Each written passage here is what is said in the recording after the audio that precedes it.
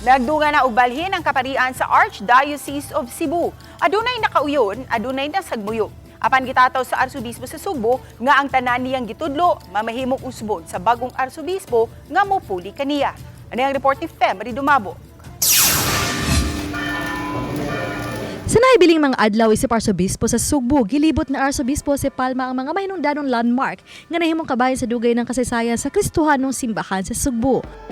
Usa ni ang Immaculate Conception Parish sa lungsod sa Oslob nga hingpit nga natukod nitong 1848. Sa miaging Sabado, formal nang gipahiga ng solemn declaration sa Spiritual Bond of Affinity tali sa Papal Basilica of Santa Maria Maggiore sa Roma ug sa Immaculate Conception Parish sa lungsod sa Oslob.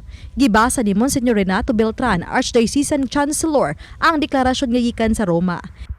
Gipasabot ni Palma nga unsa may mga kalihukan sa Basilica of Santa Maria Maggiore, mamahimong kabahin na ang simbahan sa Oslob.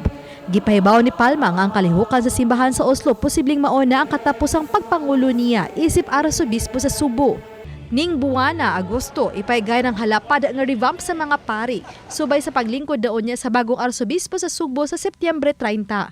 Subay din mitunol si Father Jonald Concha sa kahandumanan sa pagpangalagad ni Palma isip Arsobispo sa Sugbo. Wala na muluwat pagpamahayag si Palma kabahin sa mga pari nga wala makauyon sa bag-o nilang assignment. Apan gitataw ni Palma nga sa pagtapos unya sa iyang termino, mamahimong walay bili o ma-revoke ang mga assignment nga iyang gi-issue isip Arsobispo sa Sugbo.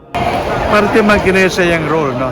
Tanan kami, ang appointment says upon my revocation. Tungkol kay wala na ko, revocation sa bagong Archbishop. No, that's very clear. O wala itong problema sa mga pare. Everybody knows that. Uban ni Clans Gabutin, Fem Dumabo, Balitang, Bisdak.